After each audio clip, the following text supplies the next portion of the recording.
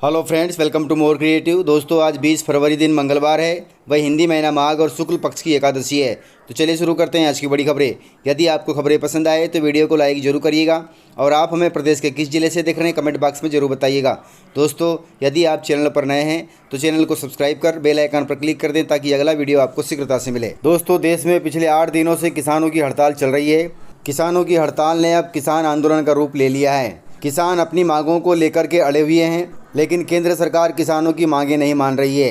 किसान संगठनों की प्रमुख मांगों में सभी फसलों की एमएसपी पर खरीदी की गारंटी का कानून बनना चाहिए। वहीं फसलों की एमएसपी का रेट डॉक्टर स्वामीनाथन आयोग की रिपोर्ट के हिसाब से तय होना चाहिए।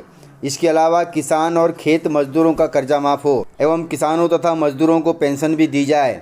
वहीं मनरेगा में मजदूरों को हर साल 200 दिन का काम और 700 रुपये दिहाड़ी दी जाए। इसके अलावा किसान आंदोलन में मृत किसानों के परिवारों को मुआवजा और सरकारी नौकरी भी दी जाए। वहीं प्रमुख मांगों में भूमि अधिग्रहण अधिनियम 2013 दोबारा से लागू किया जाए। इसके अलावा लखीमपुर खीरी कांड के दोषियों को सजा दी जाए। वहीं मुक्त व्यापार समझौते पर रोक लगाई जाए। इसके अलावा विद्युत संशोधन विधेयक 2020 को रद्द किया जाए। वहीं नकली बीज, कीटनाशक दवाइयाँ व खाद वाली कंपनियों पर बड़ा कानून बनाया जाए। इसके अलावा मिर्च, हल्दी एवं अन्य मसालों के लिए राष्ट्रीय आयोग का गठन किया जाए। वहीं संविधान की 5वीं सूची को लागू कर आदिवासियों की जमीन की लूट बंद की जाए। इस प्रकार किसान संगठन की मांगें हैं जो सरकार को पूरी करनी है, लेकिन सरकार इन मांगों को मानने में आनाकानी कर रही है। दोस्तों, पूर्व सीएम कमलनाथ जी के बीजेपी में जाने की अटकलों पर लग गया विराम, अर्थात पता चल गया कि वे बीजेपी में जाएंगे या नहीं। दोस्तों, जानकारी के अनुसार कमलनाथ जी कांग्रेस छोड़कर बीजेपी में शामिल नहीं होंगे। यह बात उन्होंने मीडिया से कही है। कमलनाथ जी ने कहा कि क्षेत्र के लोगों का प्रेम, विश्वास, दबाव मुझे मजबूती देता है। इस तरह पिछले कई दिनों से चली आ रही अटकलों पर विराम लग गया है। अर्थात कमलनाथ जी ने कह दिया कि न तो वे और न ही उनके बेटे नकुलनाथ बीजेपी ज्वाइन करेंगे। इसी बात को दोहराते हुए कांग्रेस के पूर्व मंत्री सज्जन सिंह वर्मा ने कहा कि कमलनाथ जी का न कोई ऐसा विचार है और न ही उनकी किसी से चर्चा हुई है। ये सब मीडिया का बनाया हुआ प्रश्न है और ये बात कभी भी उनके द्वारा नहीं की गई है। इस प्रकार स्पष्ट हो गया कि कमलनाथ जी और उनके बेटे बीजेपी में नहीं जाएंगे। दोस्तों, कांग्रेस के पोस्टर से कमलनाथ जी और दिग्विजय सिंह नदारद हो गए हैं। इस पर बीजेपी ने किया है बड़ा कटाक्ष। अभी कांग्रेस में कमलनाथ प्रकरण की हलचल थमी ही थी कि अब इसके पोस्टर को लेकर चर्चाएं होने लगी है। हाल ही में प्रदेश की राजधानी भोपाल में लगाए गए एक पोस्टर में न तो कमलनाथ जी नजर आ रहे हैं और न ही दिग्विजय सिंह।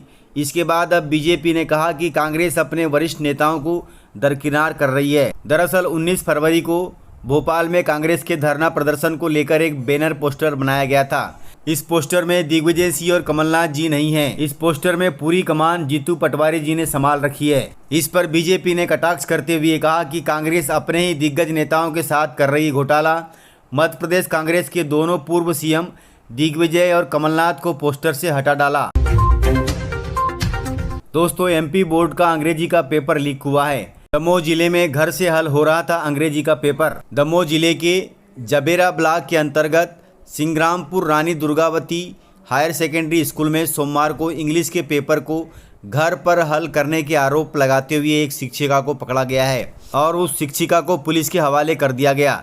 कक्षा 10वीं बोर्ड परीक्षा का यह इंग्लिश का पेपर था जिसे घर पर हल किया गया था। जब इसकी जानकारी लगी तो शिक्षा विभाग में हड़कंप मच गया और कलेक्टर मयंक अग्रवाल के निर्देश पर जिला शिक्षा अधिकारी जांच करने पहुंच गए। बताया जा रहा है कि शिक्षिका ने अंग्रेजी के पेपर को अपने घर पर हल किया और उसे स्कूल में जमा करने के लिए पहुंची थी। तभी यहां पर शिक्षिका पर नज़र रखते हुए एक युवक ने उन्हें पकड़ लिया, साथ ही उसके हाथ से उत्तर पुस्तिका भी छीन ली। इसके बाद उन्हें पुलिस को सौंप दिया गया।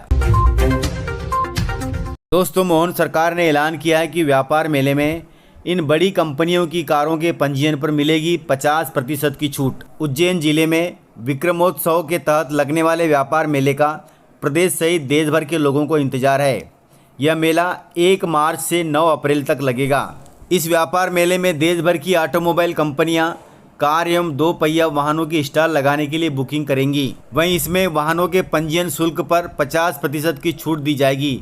इस छूट को देखते हुए देश भर के कई लोगों ने अपने वाहन खरीदी की बुकिंग आगे बढ़ा दी है। दोस्तों, आपको बता दें कि उज्जैन के इस व्यापार मेले में नामी ब्रांड की कंपनियां जैसे मर्सिडीज, टोयोटा, नेक्सा, हुंडई और महिंद्रा, इन सभी ने वाहन बिक्री के लिए उज्जैन में प्रस्थान कर लिया है। माना जा रहा है कि उज्जैन के ऑटोमोबाइल सेक्टर में ही अरबों रुपए का व्यापार होने वाला है। उज्जैन के इतिहास में पहली बार लगने जा रहे इस व्यापार मेले का देश भर के लोगों को इंतजार है।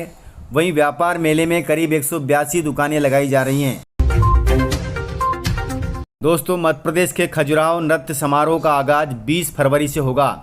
इसका शुभारंभ डॉक्टर CM यादव करेंगे। संस्कृति और विरासत के उत्सव खजुराहो नृत्य समारोह 2024 का शुभारंभ मंगलवार से होने वाला है। इस 7 दिवसीय समारोह में विश्व धरोहर स्थल खजुराहो की धरती पर सभी प्रमुख शास्त्रीय नृत्य शैलियों जैसे भरतनाट्यम, ओडिसी, कथक, मोहिनी, अटेम के प्रसिद्ध और नामचीन कलाकार इसे प्रस्तुत करेंगे। वहीं इस समारोह का शुभारंभ मुख्यमंत्री डॉक्टर मोहन यादव करेंगे। लोकसभा चुनाव से पहले बीजेपी ने चला है एक और दाव के तहत NDA में शामिल हो सकता है यह बड़ा दल। दोस्तों, लोकसभा चुनाव 2024 में प्रधानमंत्री मोदी ने भाजपा को 370 से अधिक सीटें जिताने का लक्ष्य रखा है। प्रधानमंत्री के इस लक्ष्य को लेकर पार्टी भी एक्टिव मोड में आ चुकी है। पार्टी ने कई नए दलों को अपने साथ जोड़ा है।